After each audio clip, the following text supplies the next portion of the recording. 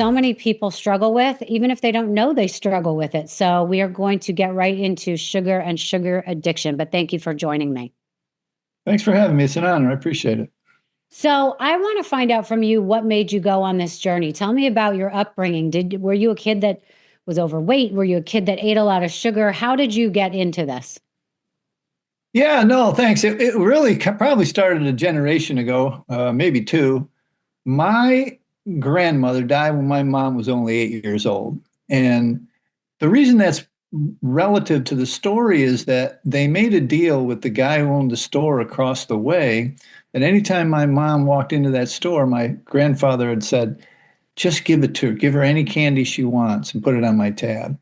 And my mom grew up believing that sugar was love. And I grew up that way. We had unfettered access to the sugar bowl. Nobody ever said no or that's too much or anything like that.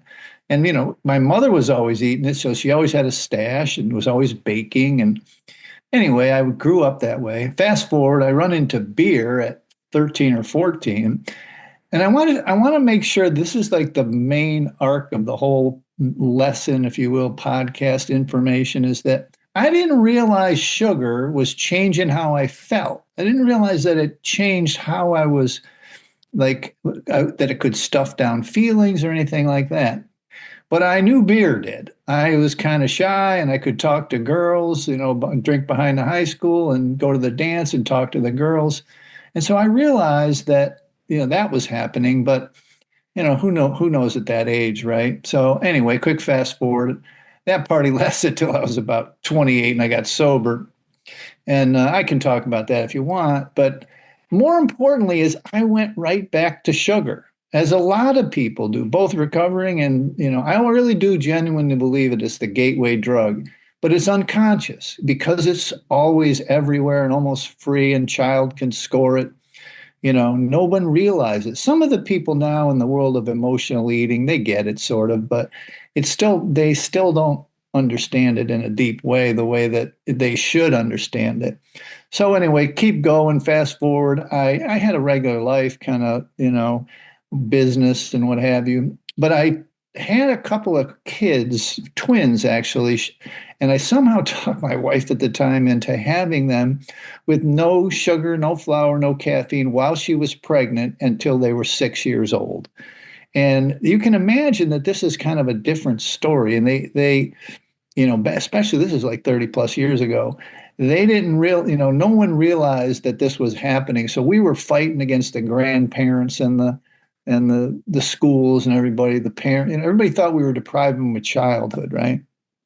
Anyway, they always said, Dad, you should write a book. And I bought Sugar Addiction when I was about 2009. I was kind of still working. I didn't really put much time into it.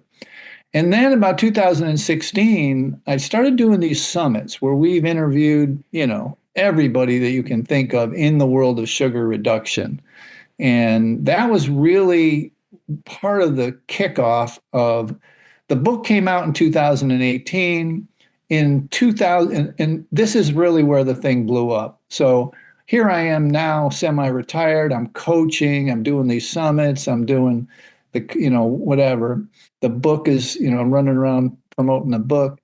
And then 2020, the pandemic hits. And you remember all of the junk that the newscast, they're buying out the store, like no sugar, no flour, no soda, no ice cream, no candy, no alcohol, and they're staying at home. But more importantly, everyone started to understand what Zoom was. Okay. Even grandma could use Zoom. Anyway, now 4 years later, we've got 5 support meetings a day. We've got 25 coaches running those things. We just got approved by the National Board of Health and Wellness Coaches. So it's been a little bit of a journey that I guess the short answer to your question is it started with my mother and and when my grandma died.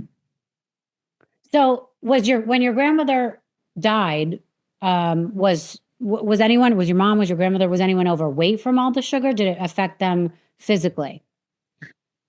It's surprising that my mother wasn't 300 pounds or 400 pounds, but she gained a 60 pounds on my birth, and on a 105-pound frame. And she told me point blank that the only thing she ever ate was sugar when she was pregnant with me. Okay. But when she was younger, even when I was younger, very few people were overweight, likely because high fructose corn syrup hadn't hit the market till the 1980s. So yeah, no, it wasn't a weight issue then. It was really what this, kind of the arc of a podcast that I try and get across. It was really the emotional life that she was tamping down. She wasn't in a happy marriage, and she was kind of a people pleaser. So it was really, again, it's an addiction recovery thing, not necessarily an eat less and exercise more thing. Right. No, I get that. So wait, you talked, first of all, how long have you been going without sugar in your life? I haven't had sugar, flour, or caffeine in over 35 years. Wow. That must be hard to do in this day and age. It's like being a vegan or something. You really have to plan out where you eat, what you're eating, and we're going to get into all that. I'm curious, you brought up your kids. So you made this pact with your wife at the time to keep them off of sugar, caffeine, and flour until they were 6. Did they make it that long? Yeah, no, they made it. And the only reason we were at a birthday party, as a roller skating rink, and, the cake and ice cream came out yet again, and they're like, the both of them, like looking at, they couldn't hear them because it was so loud, but come to find out, they just wanted us, can I just, we just gave up. We couldn't fight it anymore. We were fighting the grandparents and the schools. We couldn't fight anymore, but we regained the resolve the next day, and they never had sugar in the house, but they had it at outside birthday parties after that. Right. And I'm just curious, in their life now, do they eat it? Is it something in their lives? Have they had kids? Do they give it to their kids? What's their belief on sugar? One of them has had a kid and they don't have sugar, no. And the wife is a OBGYN, so that's pretty lucky. But anyway, the bottom line is they were never, this is interesting because they were never attracted to substances to self-soothe, which is the real message that I try and deliver, is like, I've never seen them intoxicated. Weddings, graduations, I've never seen them intoxicated because they're just not drawn to it. And coming from my background and their mother's background, if you believe that, genetics plays any role in it, they should have some issues, but they're just not drawn to it. And they're not drawn to sugar. They do eat it, but it's like they're somehow we've broken the chain, and they're not attracted to it. Right. So let's get into sugar addiction. Yeah. In your experience, how does sugar addiction compare to other substance use disorders? Yeah, good question. So look, I've been studying substance use disorder. It'll be 40 years on the day after Valentine's Day here. So and I help people get sober for 20 of the years before I got into the sugar business. So the substance use disorder world is something I'm very familiar with. Mm-hmm. And I've done 40,000 plus detoxes and thousands of people one-on-one, and had coaches do more. And I genuinely believe that this is the worst addiction pandemic the world has ever known. It's, people never give it credit for being as powerful it's a very common construct in the world of alcohol and drugs. If you started using alcohol and drugs at 14 or 15, you stop growing emotionally. Well, extrapolate that backwards to a 3 or 4-year-old, right? Someone who, like, the mom gives them a cookie.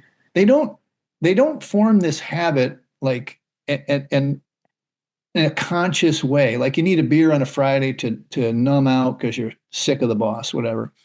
You just have a craving for a sweet, and you just keep doing it and just keep doing it. And then you wake up at 30, 40, 50, 60 years old, and you're 50 or 100 pounds overweight, and you don't realize that you have literally outsourced your emotional management system to a substance. And now the science is very clear that what I'm describing is very, very possible, actually very, very real.